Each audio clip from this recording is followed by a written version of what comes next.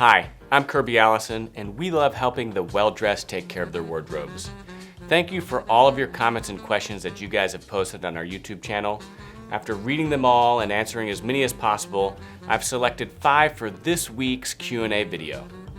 Each of these individuals I've selected will receive a complimentary pair of our Sovereign Grade shoelaces as a token of our appreciation for their participation in our channel. Remember, if you have any questions or comments while you're watching one of our videos, please ask them in the comments section. I enjoy reading those comments and questions and try to get back to as many of them as possible. Our first question this week is from an Alessandro Coco, and it reads, "Hello, Mr. Allison. A remarkable video as always. May I ask how you would polish a pair of braided leather shoes?"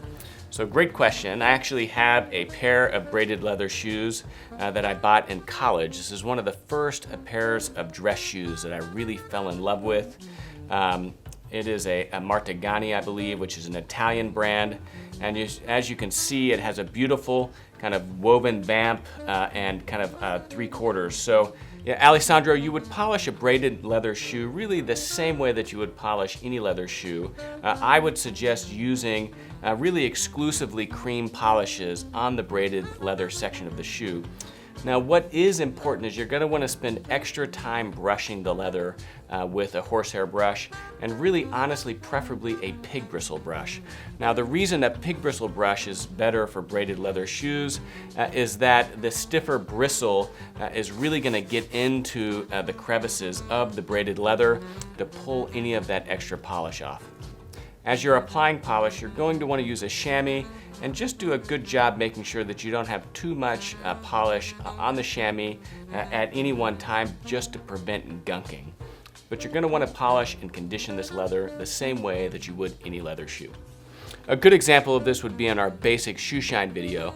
And again, the only thing that you would substitute is just being very careful not to apply too much cream polish to the woven leather in the beginning, and then using one of our Hanger Project pig bristle shoe shine brushes to really get into the braided leather. Thanks, Alessandro, for your question, and we look forward to sending you a pair of our Sovereign Grade shoelaces. Our second question in this month's Q&A is from a Wang Hai Chi. His question reads, Kirby, have you tried Japanese bespoke shoes? I live in Hong Kong and want to save up and try one. Japanese bespoke shoes are cheaper, and I believe they can better cater to my flat feet, as many Asians have flat feet. So, great question. You know, the issue of the Japanese shoemakers is really something really quite miraculous right now. I mean, it's incredible the number of really talented Japanese bespoke shoemakers. I believe in Tokyo alone there's over 50 bespoke shoemakers, and in Japan easily 70 to 80. So Japan just has this prolific kind of bespoke shoe culture. And if you think about how important the shoes are, you know, you're taking your shoes off to enter into someone's house, you can really understand, you know, why the Japanese put so much emphasis and focus on that. I personally haven't tried any of the Japanese shoemakers just because, for one, I just haven't been to Japan yet. There's really not many Japanese shoemakers that travel to the United States. And although I've seen a few and met a few in London, you know, I'm not able to see them regularly and consistently enough to really make the bespoke process make sense. But I'd love to try one out. I mean, the Japanese are doing some absolutely incredible work. Yohei Fukuda, who actually studied at George Cleverly for 2 years, has an incredible Instagram account and is widely known for doing absolutely incredible work. So check that out. You know, I would highly encourage you to take a look at the Japanese bespoke shoemakers, especially living in Hong Kong. It just makes perfect sense because of the proximity. Another great resource for information on the Japanese bespoke shoemakers is the shoegazing blog that Jesper puts together. He has traveled to Japan quite extensively, and he has some incredible coverage of them. So if you're looking to learn more about the Japanese bespoke shoemakers, I mean, of course, Instagram is always a great place for the visuals, but Jesper on shoegazing.se has really done a good job writing about a lot of them. Great question. We look forward to sending you a pair of our Sovereign Grade shoelaces, and we're happy to mail them to you in Hong Kong. Our third question this week is from a Lowman72. It reads, Kirby, you've mentioned in numerous videos that you helped Saphir develop the Mirror Gloss. I think it would be worth talking about in a separate video or in your next Q&A. I'm very curious to learn about how you went about contacting one of the top players in the field to develop this product. So Loloman's a great question. I'm actually quite proud that I did play a role in developing the Saphir Mirror Gloss. I was going to Bordeaux in the summer to visit some of the famous wine chateaus or wine houses like Lafite and Rothschild's. And on my way back, I decided to go a little bit out of my way and to stop in Angoulême so that I could visit the factory, Avel, where Saphir shoe polish is made. So it was on one of those trips over dinner. I was there in Angoulême with me, Mark, and Sergio, who is Mark's brother-in-law who runs Tarago. And we were just talking about kind of glissage and patina. And it was over dinner that I suggested that they consider a specific wax product just for the mirror shine process that had a lower concentration of solvents in it and a higher concentration of hard waxes. Now, one of the ways that I got that idea was, again, just through my extensive travel and relationships, meeting a lot of these European glissage experts like Thomas, who we featured in our World Championship of Shoe Shining video. One of the things that I saw amongst all these really talented glissage artists is that they would all take their Saphir Pâte de Luxe and they would allow it to dry out by leaving the tin open. Because by it drying out, the solvents would evaporate and you would get a higher concentration of those hard waxes that allowed them to more easily create a beautiful mirror shine. And so that really was the genesis for the idea of the Saphir Mirror Gloss. And I was thrilled, 2 years later, to learn that they were actually able to develop the Saphir Mirror Gloss. And it's probably one of the most innovative polishes that's been released really in modern history. I mean, shoe polish, for the most part, has been the same for decades, if not even longer. You've got your cream polishes, a standard wax polish, but never before had a specific wax polish been made specifically for the glissage process until Saphir's Mirror Gloss. If you haven't tried the Saphir Mirror Gloss out, it's absolutely incredible stuff. Take a look. We've got an entire series on our YouTube channel on the mirror shine process, and there's no question that this polish makes it so much easier to achieve a beautiful mirror shine.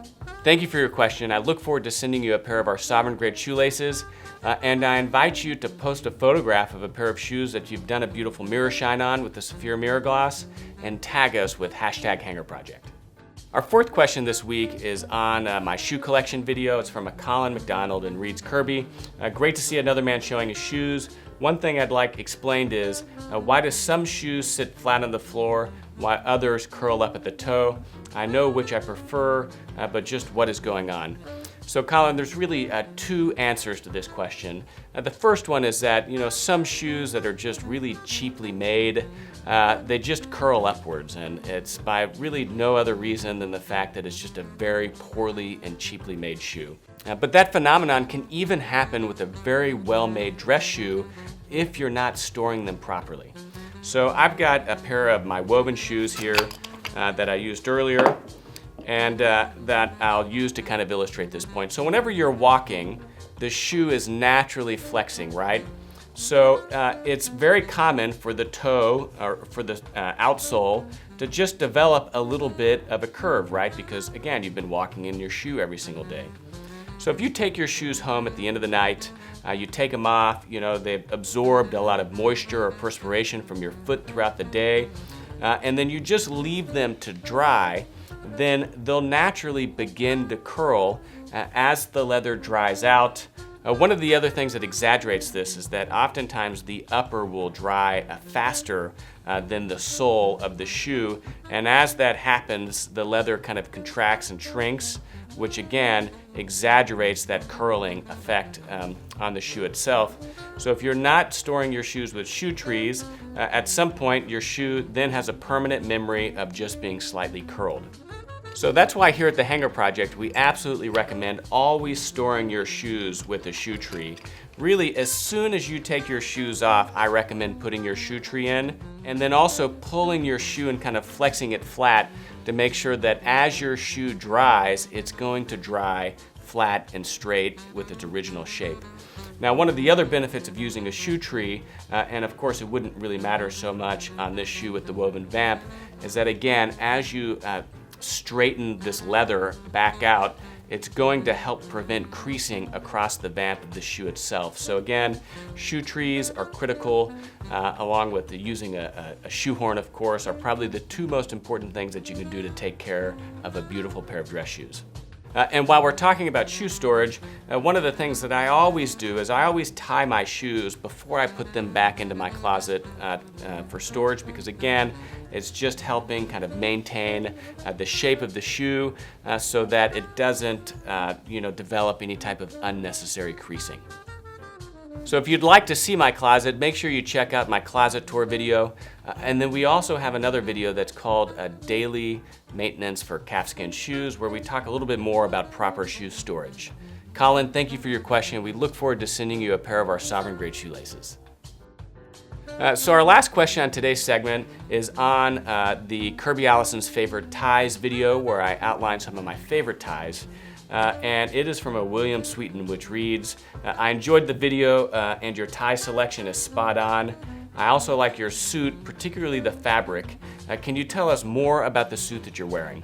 So, great question. I'm actually, I guess, wearing the same jacket that I was in that particular video. And this is just a black odd coat that I had as part of my stroller. Now, a stroller is one of the formal British dress codes that was traditionally a daytime business wear.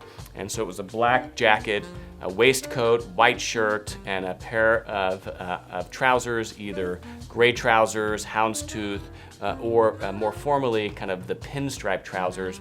So traditionally, the pinstripe trousers these days are worn with the next step up from a stroller, which is morning wear. And so that's where you're actually wearing a morning coat. It's what I wear to Ascot whenever I go every year. And sometimes on a particularly formal Sunday, like on Easter, I might wear those pinstripe trousers with my stroller. So whenever I travel to London, I always take my stroller with me because it's, again, a versatile garment that I can really wear 3 different ways. I can wear it as I'm wearing it today, which is really just as an odd jacket and a pair of gray trousers, or I can put my waistcoat on and wear it like this. Again, it's not a stroller because I don't have a formal tie, or I can put a formal tie on, like a black grenadine or a burgundy grenadine or one of the black ties that we sell here at the Hanger Project, and I'll add the slip, which is a little white border that goes on the waistcoat, and then it's a proper stroller. Totally appropriate for Sunday service or a stroll down Jermyn Street. I hope that answers your question, William. Thank you for asking it. I really could film an entire video about the stroller. Maybe we'll do that one day here at the Hanger Project. In the meantime, I look forward to sending you a pair of our Sovereign Grade shoelaces. And again, thank you for your question. Once again, I'd like to take a moment to thank everyone for their comments and questions. It's your comments and questions on our YouTube channel that really make these Q&A videos possible. And it's one of the things I always look forward to filming. And even more than filming these videos, I look forward to reading all those comments and questions, which I absolutely do, and trying to get back to as many of them as I absolutely can.